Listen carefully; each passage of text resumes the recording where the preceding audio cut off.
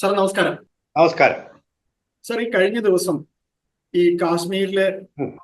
ഉണ്ടായ, അതായത് ബൈസൺ വാലിയിൽ ഉണ്ടായ ആ ഭീകര ആക്രമണത്തിൽ അവിടുത്തെ അവിടെ വരുന്ന വിനോദ സഞ്ചാരികളെ കൊണ്ട് ജീവിച്ചിരുന്ന ഒരു ചെറുപ്പക്കാരൻ അവന്റെ ജീവൻ ബലിയർപ്പിക്കേണ്ടി വന്നു. അതായത് സയ്യിദ് ആസിൻ ഹുസൈൻ ഷീ എന്നാണ് അവന്റെ പേര്.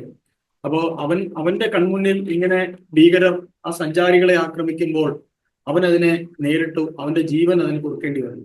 സർ, കാശ്മീരിലെ ഇതുവരെ തീവ്രവാദികൾ അടിച്ചമർത്തിയിരുന്നു എന്നൊക്കെ നമ്മൾ കേട്ടിരുന്ന ജനത ഇപ്പോൾ ഭീകരവാദത്തിനെതിരെ ഇന്നലെ അവർ തെരുവിൽ പ്രകടനമൊക്കെ നടത്തി. അതൊരു വലിയ മാറ്റത്തിന്റെ തുടക്കമല്ലേ? എന്ത് പറയുന്നു സാർ അതിനെ കുറിച്ച്? അയ്യപ്പദാസ്, വാസ്തവത്തിൽ കാശ്മീരിൽ ഇപ്പോഴാണ് ശരിയായിട്ടുള്ള ഒരു ഹിതപരിശോധന വരുന്നത്. ഇതുവരെ അന്ധകാരത്തിന്റെ തിമിരം ബാധിച്ചിരിക്കുകയായിരുന്നു അവിടുത്തെ കാശ്മീരികൾ. ശരിയായിട്ടുള്ള കാശ്മീരിയാത്ത് ഇപ്പോഴാണ് പ്രകടമായിട്ടുള്ളത്. എന്ന് പറഞ്ഞാൽ ഭീകരവാദികൾക്കെതിരെ സംസാരിക്കാൻ പേടിച്ച് വീടുകളിൽ ഒളിച്ചിരിക്കുകയായിരുന്നു ഇതുവരെ കാശ്മീരിലെ ജനത. അവർക്ക് തിരിച്ചറിയില്ലായിരുന്നു ഏതാണ് ശരി ഏതാണ് തെറ്റെന്ന്. അവർ വിചാരിച്ചത് ഇന്ത്യ ഗവൺമെന്റിനും ഈ തീവ്രവാദികൾക്കിടയിലും പെട്ട് തങ്ങളുടെ ജീവിതം കഷ്ടത്തിലാവുകയാണെന്നൊരു വിചാരത്തിലായിരുന്നു. രണ്ടുപേരോടും ഒരു സമദൂര സിദ്ധാന്തമാണ് കാശ്മീരിലെ ജനങ്ങൾ ഇതുവരെ സ്വീകരിച്ചു വന്നതെങ്കിൽ പഹൽഗാം ഭീകരാക്രമണത്തിന് മുമ്പ് തന്നെ, അതിനു മുമ്പ് തന്നെ ഇന്ത്യ ഗവൺമെന്റ് 370-ാം വകുപ്പ് എടുത്തു കളഞ്ഞ് കാശ്മീരിനെ പുരോഗതിയുടെ, വികസനത്തിന്റെ, അഭിവൃദ്ധിയുടെ, ഐശ്വര്യത്തിന്റെ പടവുകളിലേക്ക് മുന്നോട്ട് കൊണ്ടുപോയപ്പോൾ ഏതാണ് ശരിയെന്നുള്ള തിരിച്ചറിവ് അവർക്കുണ്ടായിരിക്കുന്നു. അഭൂതപൂർവമായ വിധത്തിൽ കഴിഞ്ഞ വർഷം ടൂറിസത്തിൽ നിന്ന് അവിടെ ഉണ്ടായിരിക്കുന്നത് ഏതാണ്ട് 22,000 കോടി രൂപയുടെ വരുമാനമാണ്. കോടിക്കണക്കിന് രൂപയുടെ വരുമാനമാണ് ഇപ്പോഴും ഉണ്ടായിക്കൊണ്ടിരിക്കുകയാണ്. ലോകത്തിന്റെ നാനാഭാഗങ്ങളിൽ നിന്നും, ഇന്ത്യയുടെ വിവിധ ഭാഗങ്ങളിൽ നിന്നും ഒരു പേടിയും കൂടാതെ സന്തോഷമായിട്ട് ആ താഴ്വരകളിൽ അവധിക്കാലം ചെലവഴിക്കാൻ, മാമ്പഴക്കാലം ചെലവഴിക്കാൻ ആളുകൾ കൂട്ടം കൂടിക്കൊണ്ട് കാശ്മീരികളുടെ വരുമാനം, ഏറ്റവും പ്രധാന വരുമാന സ്രോതസ്സായിട്ടുള്ള ആ ടൂറിസത്തിൽ നിന്നുള്ള വരുമാനത്തിന് ആക്കം വർദ്ധിപ്പിച്ചുകൊണ്ടേയിരുന്നത് കൊണ്ട് കാശ്മീരികളാകെ സന്തോഷത്തിലും അഭിവൃദ്ധിയിലുമായിരുന്നു. നോക്കൂ അയ്യപ്പദാസെ, ഞാനും പോയിരുന്നു. ഭീകരവാദം കൊടികുത്തി വാണ നാളുകളിൽ ഒരിക്കൽ ഞാൻ പോയിരുന്നതാണ് അവിടെ കാശ്മീരിൽ. അവിടെ നമ്മളീ പറയുന്ന കുതിര സവാരിയാണെന്നൊക്കെ പറയുന്നു. ശരിക്കും കുതിരകളല്ല, ഒരു തരം കഴുതകളാണ്. അല്ലെങ്കിൽ കുതിരകൾക്കും കഴുതകൾക്കും ഇടയിലുള്ള കോവർ കഴുതകളെ പോലെ നമ്മൾ ഈ ശബരിമലയിലൊക്കെ പോകുമ്പോൾ കാണാൻ ഭാരം ചുമക്കുന്നത്, അതുപോലുള്ള അതിന്റെ പുറത്തുകൂടി മാത്രമേ ഈ പഹൽഗാമിന്റെ ഈ വളരെ ഹില്ലി ആയിട്ടുള്ള ടെറൈനിലൂടെ നമുക്ക് പോകാൻ പറ്റൂ. കാറുകളൊന്നും അങ്ങോട്ട് പോവുകയില്ല, പരിമിതിയുണ്ട് കാറിന് പോകാൻ. ചെളി പൂണ്ട മണ്ണാണ്, പക്ഷെ മനോഹരമായിട്ടുള്ള ഭൂപ്രകൃതിയാണ്, പ്രകൃതി ഭംഗിയാണ്, രമണീയമായ പ്രകൃതി ഭംഗി. അവിടെ ഈ പിന്നെ കഴുതകളെ നമ്മളെ ചുമക്കുന്നത് നമ്മൾ അത്ഭുതപ്പെട്ടു. നമ്മുടെ ഭാരം എങ്ങനെ ഈ കഴുത കൊടുക്കുന്നു? പട്ടിണി കിടക്കുന്ന കഴുതകളെയാണ് കണ്ടിട്ടുള്ളത്. കാരണം അതുപോലെ പട്ടിണിക്കാരായിട്ടുള്ള ആൾക്കാരാണ് അവയെ മേയ്ക്കുന്നത്. അവരുടെ വരുമാന മാർഗമാണ് നമ്മൾ. എന്നോട് ചോദിക്കുന്നുണ്ട് കഴുത അല്ലെങ്കിൽ കുതിര ഉടമകൾ എന്നോട് ചോദിക്കുന്നുണ്ട്, അറിയോ, എന്റെ താടി കണ്ടിട്ടായിരിക്കണം അവർ മുസ്ലിം ആണെന്ന് വിചാരിച്ചു. അറിയോ മുസ്ലിം? I am not either Muslim or a Hindu, I am an Indian എന്ന് ഞാൻ പറഞ്ഞു. യു ആർ അവർ ഗസ്റ്റ് എന്നാണ് പറഞ്ഞത്. അത് ഗസ്റ്റ് എന്നുള്ളവരെ അവർ വളരെ ബഹുമാനിക്കുന്നു. ഈ കുതിരക്കാരൻ, താങ്കൾ പറഞ്ഞ ഈ സയ്യിദും ആ ഇനത്തിൽപ്പെട്ട ആളാണ്. വളരെ ആത്മാർത്ഥമായിട്ടുള്ള സ്നേഹമാണ്. കാരണം അവരുടെ വരുമാന സ്രോതസ്സാണ് നമ്മൾ. അതുകൊണ്ട് നമ്മളെ സ്നേഹിക്കും, ജീവനോളം സ്നേഹിക്കും. അതുകൊണ്ടാണ് അവൻ, ആ സയ്യിദ്, ജീവൻ ബലി കഴിച്ചുകൊണ്ട്, അവന്റെ ജീവൻ പണയം വെച്ചുകൊണ്ട് വെടിയുതിർക്കുന്ന, തങ്ങളുടെ ഗസ്റ്റിന് നേരെ വെടിയുതിർക്കുന്ന ആളിനെ പിടിക്കാൻ പോയത്. അവന്റെ ആത്മാർത്ഥത നോക്കിക്കണം. അതാണ് കാശ്മീരിയത്ത്. അവൻ പിടിക്കാൻ പോയപ്പോൾ മറ്റൊരുത്തൻ അവനെ ചതിയിൽ വെടിവെച്ചു. അല്ലെങ്കിൽ നേരിട്ട് തോക്ക് പിടിച്ചു വാങ്ങി ഇവന്മാരെ മുഴുവൻ അവൻ വെടിവെച്ചനെയും. അതാണ് അവന്റെ ചങ്കൂറ്റം, യഥാർത്ഥ ചങ്കൂറ്റം. ആരെ രക്ഷിക്കാൻ? ഈ ഹിന്ദുക്കളായിട്ടുള്ള ആളുകളെ രക്ഷിക്കാൻ. ഒരു മുസ്ലിമിന്റെ ബലിദാനമാണ് അവിടെ നടന്നത്. നമ്മൾ ഓർക്കണം, നന്ദിയോടുകൂടി ഓർക്കണം ഹിന്ദുക്കളായിട്ടുള്ള ആൾക്കാർ. അങ്ങനെയൊന്നാണ് നടന്നത്, അത് നമ്മൾ മറന്നുകൂടാ. അതുപോലെ തന്നെ ഈ ഹിന്ദുക്കളെ ബലി കഴിച്ചതിന്റെ പേരിൽ താഴ്വരയിലെ സ്ത്രീകൾ ഉൾപ്പെടെ, പർദ്ദയിട്ട മുസ്ലിം സ്ത്രീകൾ ഉൾപ്പെടെ, അവിടുത്തെ ഹിന്ദുക്കളും അവിടുത്തെ മുസ്ലിങ്ങളും മുഴുവൻ തെരുവിലിറങ്ങി പ്രകടനം നടത്തി. ഭീകരവാദത്തിനെതിരെ, പാകിസ്ഥാനെതിരെ ആദ്യമായിട്ടാണ്. നെഹ്റുവിന്റെ കാലത്തുണ്ടായിട്ടില്ല,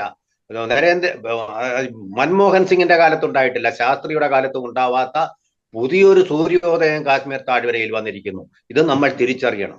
ഈ കാശ്മീരിനെ എന്തു വില കൊടുത്തും നമുക്ക് രക്ഷിക്കണം. പാകിസ്ഥാന്റെ ഈ ഭീകര കരങ്ങളിൽ നിന്ന് നമുക്ക് രക്ഷിക്കേണ്ടതുണ്ട്. ഒരു കാലത്തും കാശ്മീരിന്റെ ഒരു തുണ്ട് പോലും വിട്ടുകൊടുക്കരുതെന്ന് മാത്രമല്ല, പാകിസ്ഥാൻ പിടിച്ചു വെച്ചിരിക്കുന്ന, സ്വാതന്ത്ര്യം പോലും കൊടുക്കാതെ പിടിച്ചു വെച്ചിരിക്കുന്ന ഈ കാശ്മീരിന്റെ ബാക്കി ഭാഗങ്ങളുണ്ടല്ലോ, POK, ഗിൽഗിത്, മുസാഫർപൂർ തുടങ്ങിയ സ്ഥലങ്ങൾ നമുക്ക് തിരിച്ചു പിടിക്കണം. ഈ തിരിച്ചു പിടിച്ചെങ്കിലേ കാശ്മീർ ഒന്നാവുകയുള്ളൂ, അങ്ങനെ ഇന്ത്യ ഒന്നാവുകയുള്ളൂ. അതിനുവേണ്ടിയുള്ള ശ്രമങ്ങൾ തീർച്ചയായും ഉണ്ടാകും. സമയം നോക്കി കേന്ദ്ര ഗവൺമെന്റ് ശ്രമിക്കും. ഇപ്പൊ പാകിസ്ഥാന്റെ ചെകിട്ടത്ത് നല്ലൊരു അടി കിട്ടിയിരിക്കുകയാണ് സിന്ധു നദി. ഒന്നാമത് ദുർബല, പിന്നെ ഗർഭിണി എന്ന് പറയുന്നത് പോലാണ് സിന്ധു നദീ ജല കരാർ നമ്മൾ ഏകപക്ഷീയമായിട്ട് നിർത്തിവെച്ചതോടുകൂടി സംഭവിച്ചിരിക്കുന്നത്. അവര് പട്ടിണിയിലാണ്, ദുരിതത്തിലാണ്. ഗോതമ്പിനും ആട്ടയ്ക്കും വേണ്ടി ആളുകൾ വരക്കം പായുകയാണ്. എത്ര വില കൊടുത്താലും കിട്ടാത്ത ഒരവസ്ഥയിൽ പട്ടിണി കിടക്കുക. അതിന്റെ കൂടെ കുറച്ച് ദാഹവും കൂടാണ് വരാൻ പോകുന്നത്. കുടിവെള്ളം പോലും കുടിവെള്ളത്തിന് ഉപയോഗിക്കുന്നില്ലാതെങ്കിലും അവിടെ വൈദ്യുതി ഉൽപ്പാദിപ്പിക്കാനും അതുപോലെ തന്നെ കൃഷിക്ക് വേണ്ടിയാണത്. ആ കൃഷിയും എല്ലാം അവതാളത്തിലാവാൻ പോവുകയാണ്. വലിയൊരു എക്കണോമിക് സാങ്ഷനാണ് ഇന്ത്യ വാസ്തവത്തിൽ ഏർപ്പെടുത്തിയിരിക്കുന്നത്.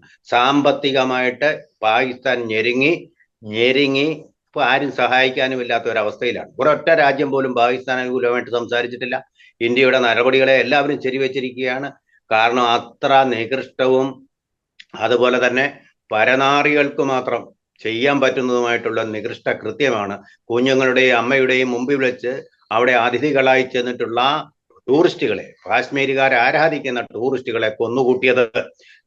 ദൽ തടാകത്തിലെ ബോട്ട് ഉടമകള്, അതുപോലെ ബോട്ട് ഓടിപ്പിക്കുന്നവരെ, പഹൽഗാമിലെ കുതിരയെ കൊണ്ട് സവാരി ചെയ്യിപ്പിക്കുന്നവരെ, എല്ലാം കട നടത്തുന്നവര്, അതിന്റെ താഴ്വരയിൽ കുറേയേറെ കടകളുണ്ട്. ശ്രീനഗറിലെ ആൾക്കാർ എല്ലാം ഒറ്റക്കെട്ടായിട്ട്, സ്ത്രീകളും പുരുഷന്മാരും ഉൾപ്പെടെ, പണ്ട് ഇന്ത്യൻ ആർമിക്കെതിരായിട്ടാണ് അവർ കല്ലെറിഞ്ഞതെങ്കിൽ ഇപ്പൊ നോക്കൂ, ഇപ്പോ പാകിസ്ഥാനിൽ നിന്ന് വന്ന ഭീകരവാദികൾക്കെതിരെ അവർ കല്ലെറിയുന്നു.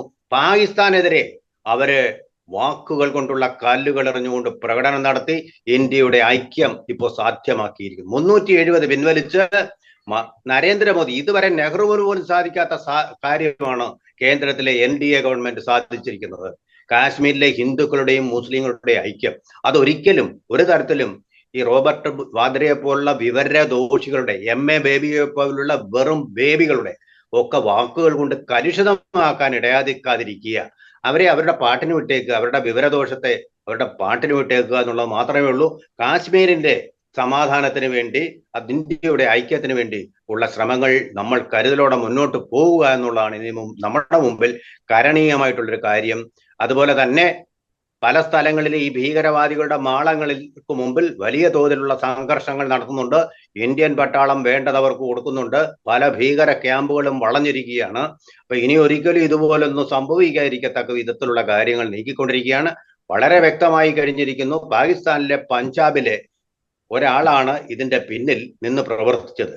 പാക് പട്ടാളത്തിന്റെ സഹായമുണ്ട്. പാക് പട്ടാളത്തിന്റെ തലവൻ കഴിഞ്ഞ ദിവസം പറഞ്ഞതേ ഉള്ളൂ, ഹിന്ദുക്കളെ അപലപിച്ചുകൊണ്ടുള്ളൊരു പ്രസംഗം നടത്തിയതേ ഉള്ളൂ.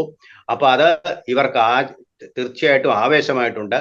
പാകിസ്ഥാൻ പട്ടാളത്തിന്റെ, അതുപോലെ തന്നെ IS എന്ന് പറയുന്ന ഭീകര സംഘടനയുടെ ഒക്കെ പിന്തുണയോടുകൂടിയാണ് ഇവർ വന്നിരിക്കുന്നത്. നല്ല പ്ലാനിങ്ങോട് കൂടിയാണ് വന്നിരിക്കുന്നത്.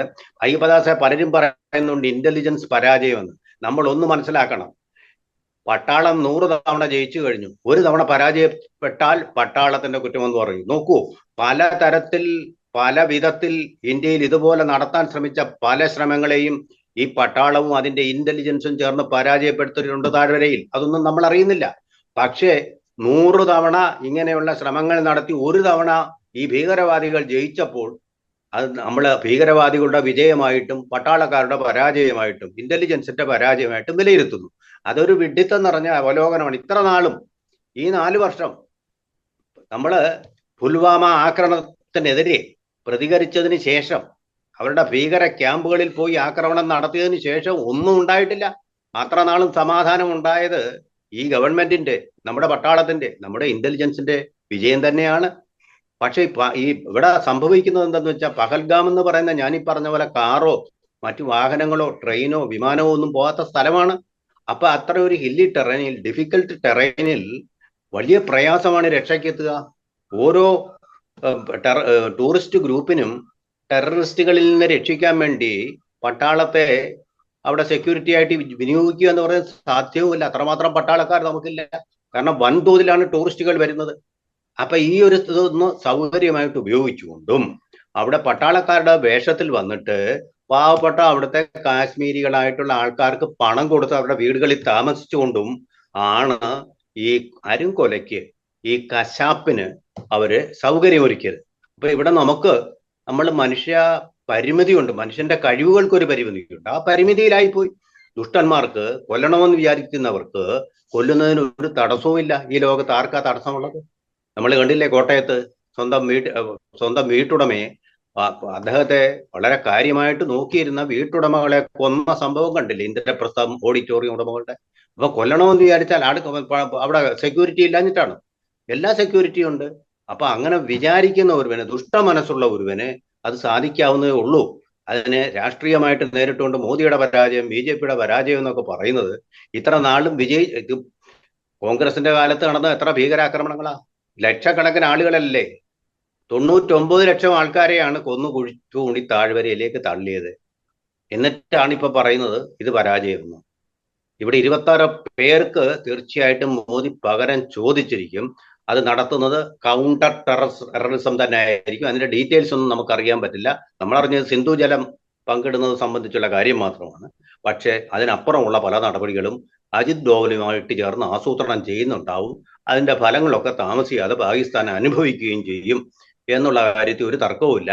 ഇതിൽ മാത്രം അവസാനിക്കുന്ന ഒന്നല്ല, ഇതൊരു കണ്ടിന്യൂസ് പ്രോസസ് തന്നെ ആയിരിക്കും എന്നാണ് ഞാൻ മനസ്സിലാക്കുന്നത്. അയ്യപ്പദാസ് സർ, നന്ദി വിഷയത്തിൽ പ്രതികരിച്ചത്. Thank you sir.